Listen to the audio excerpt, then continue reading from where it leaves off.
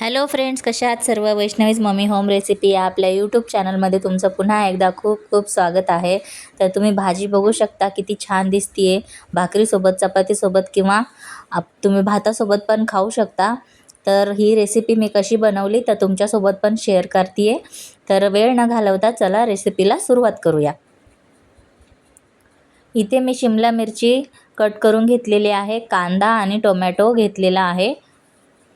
आता आपण गॅसवर कढई ठेवूया. त्यामध्ये आहे ना 1 चमचा तेल टाकायचं. आपण थोडीशीच ढोबळी मिरची घेतलेली आहे, तर थोडंसंच तेल टाका. जेव्हा पण आहे ना अशा सुक्या भाज्या बनवतो तेव्हा थोडंसं तेल कमीच वापरायचं.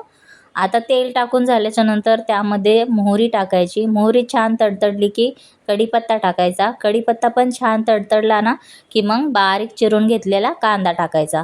कांदा एकदम असा छान मऊ करून घ्यायचा. त्यानंतर टोमॅटो टाकायचं यामध्ये. त्यानंतर मीठ टाकायचं आणि थोडीशी हळद टाकायची. चवीनुसार तुम्ही मीठ ॲड करू शकता.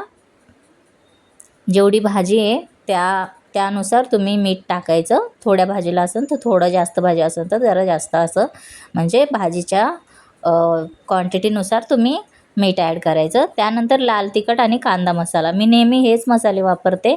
खूप छान भाजी होती.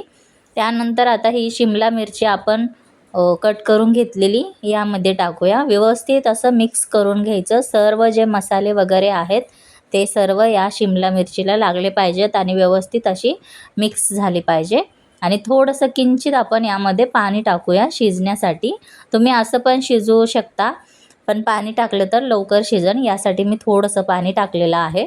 आता 5 मिनटं आपण झाकण ठेवलेलं होतं. त्यानंतर झाकण काढून बघूया. तर बघू शकता आता छानपैकी भाजी आहे ना शिजलेली आहे. अजून थोडीशी शिजायची आहे. व्यवस्थित मिक्स करून घ्यायचं. आता इथे आहे ना दाण्याचा कूट टाकायचा यामध्ये, शेंगदाण्याचा कूट.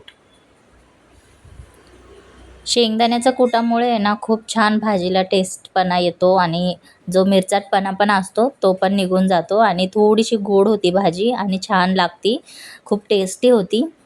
तर आता अजून 1-2 मिनटं आपण ठेवलेलं होतं झाकण. परत झाकण काढून बघूया. आता एकदम भाजी आपली तयार झालेली आहे. मस्त अशी दिसतीये. तुम्ही भाकरीसोबत किंवा चपातीसोबत, भातासोबत तुम्ही खाऊ शकता. हे बघा, मी तुम्हाला शिजली आहे का ती पण दाखवते. छानपैकी आपली भाजी शिजलेली आहे. हे बघा, अशा पद्धतीने तुम्ही करून बघा, तुम्हाला नक्की आवडेल. आणि एका साईडला इकडे ना मी एक भाकरी पण करून घेतलेली आहे. तुम्ही बघू शकता भाकरी किती छान फुगलेली आहे. तर आपण ताट वाढलेलं आहे. व्हिडिओ आवडल्यास व्हिडिओला लाईक, शेअर, सबस्क्राईब नक्की करा.